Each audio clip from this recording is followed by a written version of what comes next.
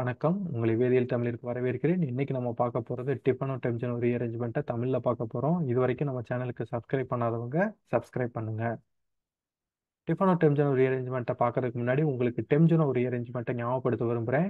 இந்த டெம்ஜனோ ரீஅரேஞ்ச்மெண்ட் ஏற்கனவே நம்ம சேனலில் டிஸ்கஸ் பண்ணியிருக்கோம்.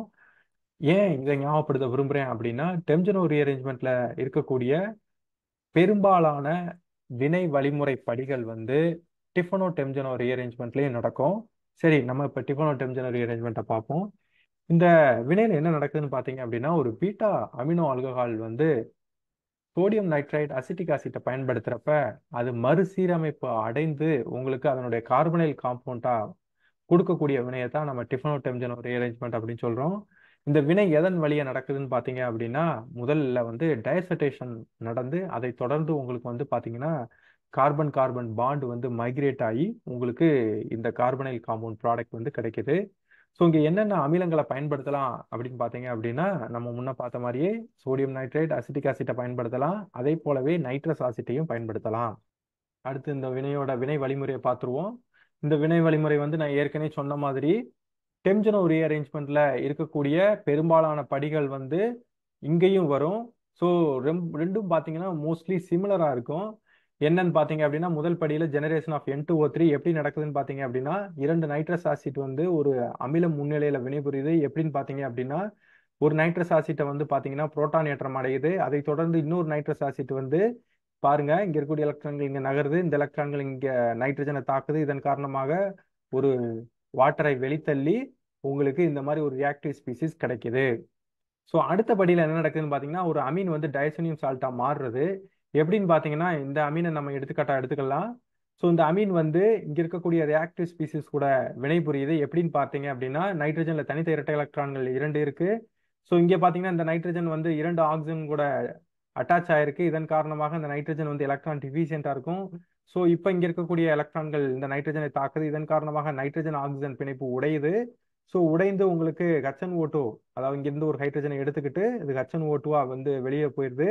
ஸோ அதே வேளையில உங்களுக்கு இந்த இன்டர்மீடியட் வேற கிடைக்குது. இந்த இன்டர்மீடியட் வந்து பாத்தீங்க அப்படின்னா டாட்டோமரிசத்துல இன்வால்வ் ஆகும். எப்படின்னு பாத்தீங்கன்னா, இங்க இருக்கக்கூடிய எலக்ட்ரான்கள் இங்க நகரும். இந்த எலக்ட்ரான்கள் இங்க இருக்கக்கூடிய H+ பிக்கப் பண்ணி உங்களுக்கு இந்த மாதிரி ஒரு இன்டர்மீடியட் கிடைக்கும். ஸோ அடுத்த படியில வந்து பாத்தீங்க அப்படின்னா, ஒரு ஆசிட் வந்து இந்த ஹைட்ராக்சி குரூப்பை புரோட்டான் ஏற்றம் பண்ணுது. இதன் காரணமாக உங்களுக்கு புரோட்டனேட்டட் ஃபார்ம் வந்து கிடைச்சிருச்சு. ஸோ அடுத்த படியில் வந்து பாருங்க, நைட்ரஜன்ல இருக்கக்கூடிய தனித்த இரட்டை எலக்ட்ரான்கள் இங்கே வருது. இதன் காரணமாக ஒரு வாட்டரை அது வெளித்தள்ளுது. ஸோ இதனோட முடிவில் வந்து பார்த்தீங்க அப்படின்னா உங்களுக்கு ஒரு டைசோனியம் அயான், அதாவது டைசோனியம் சால்ட் வந்து உங்களுக்கு கிடைக்குது. ஸோ இதில் அப் டு இந்த ஸ்டெப் வரைக்கும் பார்த்தீங்க அப்படின்னா டெம்ஜனோ ரீஅரேஞ்ச்மெண்ட்ல நம்ம பார்த்த மாதிரியே இருக்கும். சரிங்களா? ஸோ அடுத்த படிங்க என்ன நடக்குதுன்னு பார்த்தீங்கன்னா, ரிங் எக்ஸ்பான்ஷன் த்ரூ ரீஅரேஞ்ச்மெண்ட் மூலமா உங்களோட ரிங் வந்து எக்ஸ்பேண்ட் ஆக போறது தான் வந்து ஸ்டெப் 3ல நடக்கும். எப்படின்னு பார்த்தீங்க அப்படின்னா, ஒரு நைட்ரஜன் கேஸ் வெளியே போயிடும். எப்படின்னு பார்த்தீங்கன்னா, இங்க இருக்கக்கூடிய கார்பன் கார்பன் பிணைப்பு இந்த கார்பன் சென்டரை நோக்கி நகருது. இதன் காரணமாக ஒரு நைட்ரஜன் கேஸ் வெளியே போகுது. வெளியே போறப்ப உங்களுக்கு என்ன நடக்கும்? ரிங் எக்ஸ்பான்ஷன் ஆயிடுது. இந்த இன்டர்மீடியேட் வந்து பார்த்தீங்க அப்படின்னா ரெசனன்ஸ் ஸ்டெபிளைஸ்டா இருக்கும். எப்படின்னா, இங்க இருக்கக்கூடிய எலக்ட்ரான்கள் இங்க உள்ள வரும். இதை தொடர்ந்து உங்களுக்கு இது மாதிரி ரெசனன்ஸ் ஸ்டெபிளைஸ்டு ஸ்ட்ரக்சர் கிடைக்கும். அதன் பிறகு ஒரு H+ஐ வந்து இழந்து உங்களுக்கு வந்து ஒரு ரிங் எக்ஸ்பேண்டட் கீட்டோன் வந்து ப்ராடக்டா கிடைக்கும். நம்ம பார்க்க போறது what is the inherent migratory aptitude of different substituent group. அதாவது நமக்கு கொடுக்கப்பட்டுள்ள ஒரு காம்பவுண்ட்ல வந்து வெவ்வேறு குழுக்கள் இருந்துச்சு அப்படின்னா எந்த குழு வந்து மைக்ரேட் ஆகும் அப்படிங்கிறத பார்க்கணும். இப்போ இந்த இதை எடுத்துக்கோங்க இந்த காம்பவுண்டை. இப்போ சோடியம் நைட்ரேட் ஆசிட் பயன்படுத்துகிறோன்னே உங்களுக்கு டயசர்டேஷன் நடந்துரும். இப்போ இந்த காம்பவுண்டில் பார்த்தீங்க அப்படின்னா ஃபினைல் குரூப் இருக்குது, இங்கே ஐசோப்ரோபைல் குரூப் இருக்குது. இப்போ எந்த குரூப் மைக்ரேட் ஆகும் அப்படின்னு பார்க்கணும். சரிங்களா? ஸோ இதுக்கு வந்து நமக்கு இந்த மைக்ரேட்டரி ஆப்டிடியூட் வந்து நமக்கு உதவிகரமாக இருக்கும். எது அப்படின்னு சொல்லி தீர்மானிக்கிறதுக்கு. ஸோ இதன்படி பார்த்தோம் அப்படின்னா ஃபினைல் குரூப்புக்கு வந்து மைக்ரேட்டரி ஆப்டிடியூட் அதிகம்.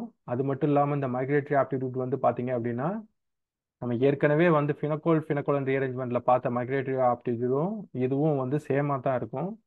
ஸோ அதன்படி பார்க்குறப்ப ஃபினைலுக்கு வந்து மைக்ரேட்டரி ஆப்டிடியூட் அதிகம், அதே வேளையில் மெத்திலுக்கு வந்து குறைவு. இந்த சீரீஸ் வந்து mostly similar to pinacol rearrangement. So இங்கே பார்த்தீங்க அப்படின்னா அதன் காரணமாக இங்கே ஃபினைலுக்கு வந்து மைக்ரேட்டரி ஆப்டிடியூட் அதிகம், அதனால ஃபினைல் மைக்ரேட் ஆகுது, நைட்ரஜன் கேஸ் வெளியே போகுது. இதை தொடர்ந்து வந்து உங்களுக்கு ஒரு ரெசனன்ஸ் ஸ்டெபிளைஸ்டு கார்போகேட்டையான் வந்து உங்களுக்கு கிடைக்கும். அதுலேருந்து ஒரு H+ இருந்து உங்களுக்கு அதனுடைய கரஸ்பாண்டிங் கார்பனைல் காம்பவுண்டை கொடுக்கும். ஸோ அதனோட தொடர்ச்சி தான் நம்ம இந்த ஸ்லைட்லையும் பார்க்க போகிறோம். இப்போ எடுத்துக்காட்டா இந்த காம்பவுண்டை எடுத்துக்கோங்க. அதே மாதிரி சோடியம் நைட்ரைட் அசிட்டிக் ஆசிட்டை பயன்படுத்துகிறோம். இது வந்து பார்த்தீங்கன்னா ஒரு ஒரு பைசைக்ளிக் காம்பவுண்ட். இப்போ நம்ம டைசர்டேஷன் பண்ணுறப்போ உங்களுக்கு உடனடியாக டைசர்டேஷன் நடந்துடும். நடந்த பிறகு இந்த காம்பவுண்டை நல்லா கூர்ந்து கவனிங்க.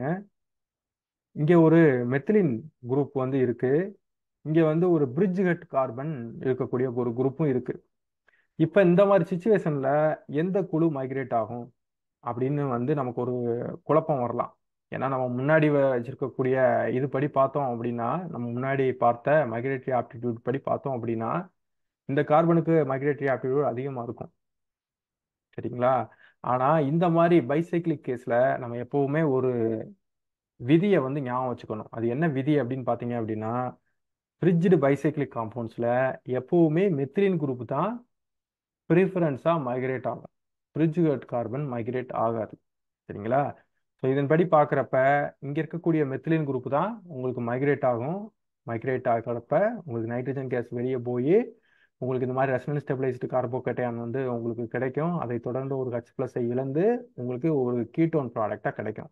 ஸோ இதுதான் இங்கே வந்து பார்த்தீங்கன்னா மேஜர் ப்ராடக்டாக கிடைக்கும். அதே வேளையில் மைனர் அமௌண்ட் வந்து பார்த்தீங்க அப்படின்னா உங்களுக்கு இந்த பிரிட்ஜ்கட் கார்பன் நகரக்கூடிய ப்ராடக்ட்டும் வந்து கிடைக்கும். சரிங்களா? ஸோ இது வந்து ஒரு முக்கியமான விதி, இதை ஞாபகம் வச்சுக்கோங்க. அடுத்து நம்ம பார்க்க போகிறது வந்து பார்த்தீங்க அப்படின்னா இன்ஃப்ளூயன்ஸ் ஆஃப் கன்ஃபர்மேஷனல் ஃபீச்சர்ஸ். சரிங்களா? ஸோ முன்னாடி வந்து பார்த்தது மைக்ரேட்டரி ஆப்டிடியூட் வச்சு பார்த்தோம். இப்போ கன்ஃபர்மேஷனல் ஃபீச்சர்ஸை வச்சு பார்த்தோம். ஸோ அதன்படி பார்க்குறப்ப முன்னாடி நம்ம பார்த்த கேஸும் வந்து பார்த்தீங்கன்னா conformational feature R stereochemical features தான் நம்ம சொல்லணும். சரி, நம்ம இங்கே என்ன நடக்குதுன்னு பார்ப்போம். இப்போ இந்த எடுத்துக்காட்டை பாருங்க. இது ஒரு டிரான்ஸ் 2 அமினோ சைக்ளோஹெக்சனால். சரிங்களா? இதுவும் பீட்டா அமினோ ஆல்கஹால் தான். இப்போ நம்ம நைட்ரஸ் ஆசிட்டை பயன்படுத்துகிறோம். பயன்படுத்துகிறப்ப வந்து பார்த்தீங்கன்னா உங்களுக்கு சைக்ளோபென்டேன் கார்பால்டிகைட் தான் வந்து உங்களுக்கு ப்ராடக்டாக கிடைக்குது. சரிங்களா? ஸோ நான் ஏற்கனவே சொன்ன மாதிரி இந்த மாதிரி எக்ஸாம்பிள் வந்துச்சு அப்படின்னா நீங்கள் உடனடியாக அதை எதாவது மாற்றிருங்க அப்படின்னா சேர் ஃபார்முக்கு மாற்றிருங்க. சேர் ஃபார்முக்கு மாற்றினீங்கன்னா உங்களுக்கு ரொம்ப சிம்பிளாக இருக்கும். ஸோ இப்போ இங்கே இருக்கக்கூடிய இதை நம்ம சேர் ஃபார்முக்கு மாற்றிட்டோம் அப்படின்னா NH2 குரூப்பும் OH குரூப்பும் எங்கே வந்துருச்சு? ஈக்கட்டோரியலில் இருக்கும். இதை நீங்கள் அப்படியே கன்வெர்ட் பண்ணீங்கன்னா ரெண்டுமே ஈக்கட்டோரியல் பொசிஷனுக்கு தான் வரும். இப்போ நம்ம நைட்ரஸ் ஆசிட்டை பயன்படுத்துகிறோம். பயன்படுத்துகிறப்ப இங்கே இருக்கக்கூடிய NH2 வந்து டைசோனியம் அயனா மாறிடும். அதன் பிறகு வந்து பார்த்தீங்க அப்படின்னா இந்த மாதிரி கேஸில் வந்து இந்த ரூலை ஞாபகம் வச்சுக்கணும். எப்பவுமே வந்து ஆன்டி பெரிப்ளேனாரில் இருக்கக்கூடிய குழு தான் மைக்ரேட் ஆகும். அதாவது டிரான்ஸ் குரூப் தான் வந்து எப்பவுமே மைக்ரேட் ஆகும். இது நம்ம எங்கே பார்த்தோம்? ஃபினோல் ரீஅரேஞ்ச்மெண்ட்லையும் இதே மாதிரி நம்ம பார்த்தோம். அதாவது டிரான்ஸ்ல இருக்கக்கூடிய குழு தான் மைக்ரேட் ஆகும். ஸோ அதன்படி பார்த்தோம் அப்படின்னா இந்த N2 இதான் வெளியே போகக்கூடிய குழு. இதுக்கு எது டிரான்ஸாக இருக்குது அப்படின்னு பார்த்தீங்கன்னா இந்த குழு தான் வந்து பார்த்தீங்கன்னா ஆன்டி பெரிப்ளேனார் அல்லது டிரான்ஸாக இருக்குது. அப்போ இந்த குழு தான் மைக்ரேட் ஆகும். இப்படி மைக்ரேட் ஆச்சு அப்படின்னா உங்களுக்கு இங்கே என்ன நடக்குது? ரிங் வந்து கான்ட்ராக்ட் ஆகுது. ஸோ ரிங் கான்ட்ராக்ஷன் ஆகி உங்களுக்கு இந்த மாதிரி ரெசனன்ஸ் ஸ்டெபிளைஸ்டு கார்போகேட்டையான் வந்து உங்களுக்கு கிடைக்கும். ஸோ அதனை தொடர்ந்து ஒரு H+ இழந்து உங்களுக்கு இந்த மாதிரி சைக்ளோபென்டேன் கார்பால்டிகைடு வந்து கிடைக்கும். சரிங்களா? அடுத்து இன்னொரு பாயிண்ட் வந்து நம்ம முக்கியமாக ஞாபகத்தில் வச்சுக்க வேண்டியது, இந்த மாதிரி சைக்ளோஹெக்சைன் சிஸ்டம் வந்து என்ன பண்ணும்? ரிங் ஃபிளிப்பிங் ஆகும் அப்படின்னு நம்ம ஏற்கனவே நம்ம படிச்சிருப்போம். சரிங்களா? ஸோ இப்போ இந்த இதை வந்து ரிங் ஃபிளிப் பண்ணீங்க அப்படின்னா என்ன ஆகும்? ஈக்கட்டோரியலில் இருக்கக்கூடிய குழு வந்து ஆக்சியலுக்கு போகும். ஆக்சியலில் குழு இருந்துச்சுன்னா அது ஈக்கட்டோரியலுக்கு வரும். சரிங்களா? அப்படிங்கிறப்ப இங்கே ரிங் ஃபிளிப்பிங் ஆச்சு அப்படின்னா இந்த ரெண்டு குழுவும் எங்கே வந்துடும்? இந்த NH2OH குரூப் வந்து ஆக்சியலுக்கு வந்துடும். ஆக்சியலுக்கு வந்துச்சு அப்படின்னா உங்களுக்கு வந்து பார்த்தீங்கன்னா ஸ்டெரிக் ஹிண்ட்ரன்ஸ் வந்து ரொம்ப அதிகமாக இருக்கும். அதன் காரணமாக இந்த அமைப்பு எப்பவுமே வந்து பார்த்தீங்க அப்படின்னா உங்களுக்கு ஈக்கட்டோரியலில் இருக்கிறதுக்கு தான் ப்ரிஃபர் பண்ணும். ஸோ இதன் காரணமாக நமக்கு எப்பவுமே வந்து பார்த்தீங்கன்னா இந்த டிரான்ஸ் 2 அமினோ சைக்ளோஹெக்சனால் எடுத்துக்கிட்டோம்னா உங்களுக்கு சைக்ளோபென்டேன் கார்பால்டிகைடு தான் வந்து உங்களுக்கு ப்ராடக்டாக கிடைக்கும். அதே வேளையில் சிஸ் 2 அமினோ சைக்ளோஹெக்சனால் எடுத்துக்கிட்டோம் அப்படின்னா இப்போ இங்கே நைட்ரஸ் ஆசிட்டை பயன்படுத்துகிறப்போ உங்களுக்கு 2 விதமான ப்ராடக்ட் கிடைக்கும். சைக்ளோபென்டேன் கார்பால்டிகைடு, இன்னொன்று வந்து சைக்ளோஹெக்சனான் கிடைக்கும். பார்த்தீங்களா கன்ஃபர்மேஷனல் ஃபீச்சர்ஸ்னால எப்படி மாறுது ப்ராடக்ட் செலக்டிவிட்டின்னு? இது எப்படின்னு சொல்லி நம்ம பார்ப்போம் இந்த ஸ்லைடில். ஸோ இதையும் வந்து நீங்கள் உடனடியாக ஒரு ஷேர் ஃபார்முக்கு மாற்றிடுங்க. ஷேர் ஃபார்முக்கு மாற்றிட்டோம் அப்படின்னா இங்கே பார்த்தீங்கன்னா ஒரு என்கஸ்ட் வந்து பார்த்தீங்க அப்படின்னா இப்போ எங்கே இருக்குன்னா ஈக்குவட்டோரியல் இருக்குது. ஒரு OH குரூப் வந்து பார்த்தீங்க அப்படின்னா ஆக்சியல் பொசிஷனில் இருக்குது. இப்போ நைட்ரஸ் ஆசிட்டை பயன்படுத்துகிறப்ப உங்களுக்கு டைசோனியம் அயான் உருவாயிடும்.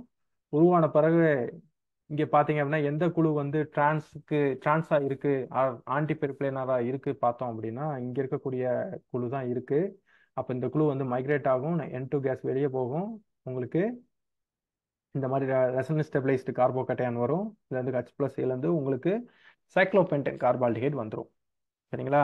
நான் முன்னே சொன்ன மாதிரி இதுவும் வந்து பார்த்தீங்கன்னா ரிங் ஃபிளிப்பிங்கில் ஈடுபடும். ஏன்னா சைக்ளோஹெக்சேன் சிஸ்டம். சரிங்களா?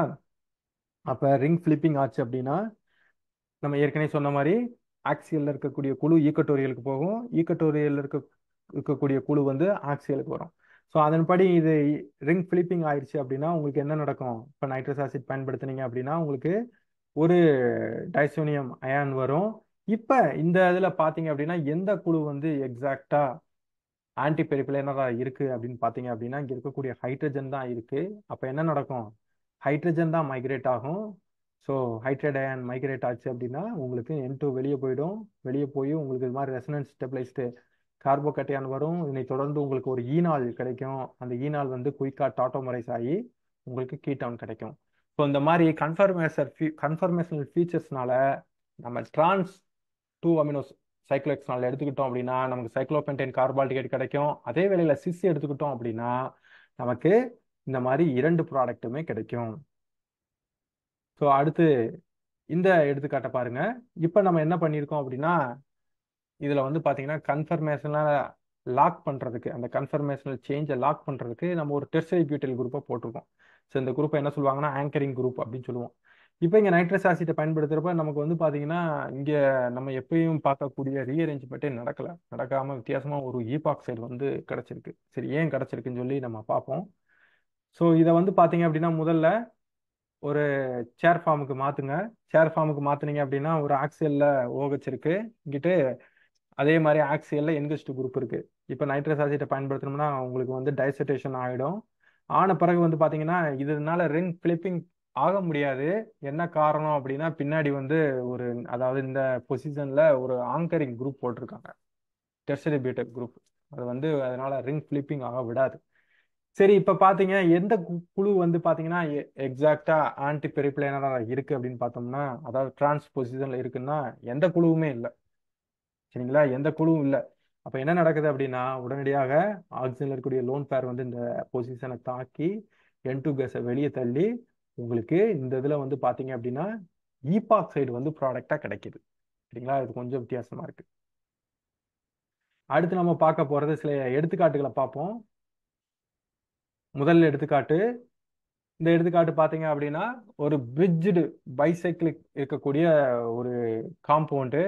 இதை வந்து நம்ம சோடியம் நைட்ரேட் அசிட்டிக் ஆசிட்டை பயன்படுத்தினோம்னா உடனடியாக இங்கே டைசர்டேஷன் நடந்துருச்சு. நடந்த பிறகு பார்த்தீங்க அப்படின்னா நம்ம ஏற்கனவே ஒரு ரூல் சொன்னோம், ஒரு விதி சொன்னோம். என்ன சொன்னோம்னா பிரிட்ஜ் கட்டில் இருக்கக்கூடிய கார்பன் வந்து மைக்ரேட் ஆகாது, மெத்திலின் குரூப் தான் மைக்ரேட் ஆகும் அப்படின்னு நம்ம சொன்னோம். ஸோ அதன்படி பார்க்குறப்ப இங்கே பாருங்க இதுக்கு அருகில் என்ன இருக்கு? ரெண்டுமே பிரிட்ஜடா இருக்கு. ரெண்டுமே பிரிட்ஜ் கேட் கார்பனா இருக்கு. அப்போ எது மைக்ரேட் ஆகும் அப்படின்னு பார்த்தீங்கன்னா எது வந்து சரியா உங்களுக்கு ஆன்டி பெரிப்ளேனரா இருக்கோ அது வந்து மைக்ரேட் ஆகும். இது பார்த்தீங்கன்னா இதுதான் கரெக்டாக இருக்கு. அப்போ இது மைக்ரேட் ஆகும். இந்த குழு மைக்ரேட் ஆகி உங்களுக்கு ஒரு ரிங் எக்ஸ்பேண்டட் ஒரு கீட்டோன் வந்து ப்ராடக்டா கிடைக்கும். ஸோ இது அடுத்த எடுத்துக்காட்டு. இந்த எடுத்துக்காட்டில் பாருங்க இங்கேயும் சோடியம் நைட்ரேட் அசிட்டிக் ஆசிட் பயன்படுத்துறாங்க. பயன்படுத்துறப்ப உங்களுக்கு டைசோனியம் அயான் வந்து உருவாயிடும். இப்போ நீங்க பார்க்க வேண்டியது எந்த குழு வந்து மைக்ரேட் ஆகும் அப்படின்னு பார்க்கணும். இங்க இருக்கக்கூடிய மெத்திலின் குரூப்பா அல்லது இங்க இருக்கக்கூடிய அல்கீன் சார்ந்து இருக்கக்கூடிய குரூப்பா அப்படின்னு நம்ம பார்க்கணும். ஸோ நம்மளோட மைக்ரேட்டரி ஆப்டிடியூட் வரிசைப்படி பார்த்தீங்க அப்படின்னா இந்த அல்கீனை தொடர்ந்து இருக்கக்கூடிய குழுக்களுக்கு தான் வந்து பார்த்தீங்கன்னா மைக்ரேட்டரி ஆப்டிடியூட் அதிகமாக இருக்கும். ஸோ அப்போ இதுதான் மைக்ரேட் ஆகும். இது மைக்ரேட் ஆகுது. மைக்ரேட் ஆகி உங்களுக்கு N2 கேஸ் வெளியே போய் உங்களுக்கு இது மேஜர் ப்ராடக்டாக கிடைக்குது. அதே வேளையில் இங்கே இருக்கக்கூடிய மெத்திலின் குரூப்பு அதாவது சீகிஸ்ட் குழு வந்து மைக்ரேட் ஆகிறது வந்து உங்களுக்கு மைனர் ப்ராடக்டாக கிடைக்குது. ஸோ இது அடுத்த எடுத்துக்காட்டு. இந்த எடுத்துக்காட்டை பாருங்க. இதுவும் வந்து பார்த்தீங்கன்னா ஜஸ்ட் சைக்ளோஹெக்சேன் சம்மந்தப்பட்ட சிஸ்டம் தான். ஸோ இந்த மாதிரி சிஸ்டம் வந்துச்சுன்னா உடனடியாக நீங்கள் என்னவா மாற்றிடணும், ஷேர் ஃபார்முக்கு மாற்றிடணும். ஷேர் ஃபார்முக்கு மாற்றியாச்சா? மாற்றின பிறகு இப்போ நைட்ரஸ் ஆசிடை பயன்படுத்துகிறப்ப உங்களுக்கு ஒரு டைசோனியம் அயான் வந்து உருவாகும். இப்போ பார்த்தீங்க அப்படின்னா இங்கே இருக்கக்கூடிய OH இதுக்கு பக்கத்தில் இருக்கக்கூடிய குழு தான் மைக்ரேட் ஆக போகுது. இங்கே இருக்கக்கூடிய குழுவில் வந்து எது வந்து ஆன்டி பெரிப்ளேனராக இருக்குது அப்படின்னு பார்த்தோம்னா இந்த குழு தான் ஆன்டி பெரிப்ளேனராக இருக்குது. அப்போ இந்த குழு மைக்ரேட் ஆகுது. இதை தொடர்ந்து N2 கேஸ் வெளியே போய் உங்களுக்கு இந்த மாதிரி ஒரு 5 மெம்பர் ரிங் சிஸ்டம் வந்து கிடைக்குது. அடுத்து நம்ம பார்க்க போகிறது இம்ப்ரூவ்மெண்ட் ஆஃப் டிஃபனோ டெம்ஜனோ ரீஅரேஞ்ச்மெண்ட்டை பார்க்க போகிறோம். ஸோ இது வரைக்கும் நம்ம பார்த்ததுல வந்து பார்த்தீங்க அப்படின்னா ஒரு அமினோ ஆல்கஹால் இருக்கும், பீட்டா அமினோ ஆல்கஹால். அந்த பீட்டா அமினோ ஆல்கஹாலை வந்து டைசோனியம் அயனா மாற்றி உங்களுக்கு ரீஅரேஞ்ச்மெண்ட் நடக்கிறத தான் பார்த்துருப்போம். ஸோ இந்த அட்வான்ஸ்டு ப்ரொசீஜரில் என்ன நடக்குதுன்னு பார்த்தீங்கன்னா ஒரு கீட்டோன் ஒரு லூயிஸ் ஆசிட் முன்னிலையில் டைசோ காம்பவுண்டு கூட வினைபுரியுது. வினைபுரியறப்ப உங்களுக்கு ஒரு இன்டர்மீடியேட் கிடைக்கும். அந்த இன்டர்மீடியேட் தான் இந்த இன்டர்மீடியேட்டை வந்து பார்த்தீங்க அப்படின்னா எக்ஸாக்டா நமக்கு வந்து டிஃபனோ டெம்ஜனோ ரீஅரேஞ்ச்மெண்ட்ல வரக்கூடிய இன்டர்மீடியேட் மாதிரியே இருக்கு பாத்தீங்களா? ஸோ இப்போ எடுத்துக்காட்டா பார்த்தோம் அப்படின்னா ஒரு லூயிஸ் ஆசிட் போட்டோம்னா இங்கே கோஆர்டினேட் பண்ணும். கோஆர்டினேட் பண்றப்ப இங்க இருக்கக்கூடிய எலக்ட்ரான்கள் வந்து இந்த கார்பனைல் கார்பனை தாக்குறப்ப இந்த எலக்ட்ரான்கள் ஆக்சிஜனை நோக்கி நகரும். அதன் காரணமாக உங்களுக்கு இந்த இன்டர்மீடியேட் கிடைக்கும். சரிங்களா? ஸோ இங்க இருக்கக்கூடிய எலக்ட்ரான்கள் தாக்கிடுச்சு அப்படின்னா இங்க வந்து என்னவாயிரும், நைட்ரஜன் கிட்ட வந்து பாசிட்டிவ் வந்துடுச்சா? ஸோ இப்போ பார்த்தீங்க அப்படின்னா நெகட்டிவ் சார்ஜ் இங்கே உள்ள வருது. இதை தொடர்ந்து இங்க இருக்கக்கூடிய குழு வந்து இந்த கார்பனை நோக்கி மைக்ரேட் ஆகுது. அதே வேளையில N2 கேஸ் வெளியே போகுது. இங்கே இதனோட முடிவில் பார்த்தீங்கன்னா ரிங் வந்து எக்ஸ்பான்ஷன் ஆயிருக்கு. அதாவது 4 மெம்பர் ரிங் வந்து 5 மெம்பர் ரிங்கா மாறி இருக்கு. சரிங்களா? அதுக்கு சில எடுத்துக்காட்டுகளை பார்ப்போம். சைக்ளோஹெக்சனோன் வந்து இந்த டயசோ காம்பவுண்டு கூட BF3 எத்தரைட் கூட வினைபுரியறப்ப வந்து பார்த்தீங்க அப்படின்னா உங்களுக்கு இந்த மாதிரி ஒரு இன்டர்மீடியேட் வரும், வந்து ஒரு ரீஅரேஞ்ச்மெண்ட் ஆயிருக்கு. சரிங்களா? இப்போ இங்கே ரிங் எக்ஸ்பான்ஷன் ஆயிருக்கு. அதே போலவே இந்த காம்பவுண்டையும் எடுத்துக்கோங்க. இது ஒரு டைசோ காம்பவுண்டு BF3 எத்தரைட் கூட வினைபுரியறப்ப உங்களுக்கு ஒரு ரிங் எக்ஸ்பான்ஷன் ஆயிருக்கு. ஸோ இது வந்து பார்த்தீங்கன்னா அட்வான்ஸ்டு டிஃபனோ டெம்ஜனோ ரீஅரேஞ்ச்மெண்ட். இங்கே சில ப்ராக்டிஸ் ப்ராப்ளம்ஸ்லாம் நான் கொடுத்துருக்கேன். டிஃபனோ டெம்ஜனோ ரீஅரேஞ்ச்மெண்ட் உடையது உங்களோட ஓய்வு நேரத்தில் நீங்கள் முயற்சி செஞ்சு பாருங்க. ஸோ இந்த டிஃபனோ டெம்ஜனோ ரீஅரேஞ்ச்மெண்ட் உங்களுக்கு புரிஞ்சிருக்கும்னு நான் நம்புகிறேன். ஸோ இந்த டிஃபனோ டெம்ஜனோ ரீஅரேஞ்ச்மெண்ட் வந்து பார்த்தீங்கன்னா டெம்ஜனோ ரீஅரேஞ்ச்மெண்ட் மாதிரியே இருக்கும். அதே மாதிரி இந்த டிஃபனோ டெம்ஜனோ ரீஅரேஞ்ச்மெண்ட்டும் செமிஃபினகோல் ரீஅரேஞ்ச்மெண்ட்டுக்கு கீழே தான் வருது. ஸோ இங்கே சில விதிகள் நான் சொல்லியிருக்கேன். அந்த விதிகளை நீங்கள் ஞாபகம் வச்சுக்கோங்க. முக்கியமாக வந்து பார்த்தீங்க அப்படின்னா ஒரு பிரிட்ஜ்டு பைசைக்கிளிக் சிஸ்டம் உங்களுக்கு கொடுத்தாங்க அப்படின்னா அதில் வந்து பார்த்தீங்கன்னா அதாவது பிரிட்ஜ் ஹெட் கார்பன் வந்து உங்களுக்கு மைக்ரேட் ஆகாது. அதை ஞாபகத்தில் வச்சுக்கோங்க. உங்களுக்கு இந்த காணொலி பயனுள்ளதாக இருந்துச்சு அப்படின்னா லைக் பண்ணுங்க, ஷேர் பண்ணுங்க, கமெண்ட் பண்ணுங்க. இன்னும் நம்ம சேனலுக்கு சப்ஸ்கிரைப் பண்ணாமல் இருந்தீங்கன்னா சப்ஸ்கிரைப் பண்ணுங்க. ஸோ மீண்டும் இன்னொரு வினையில் உங்களை சந்திக்கும் வரை நன்றி நண்பர்களே.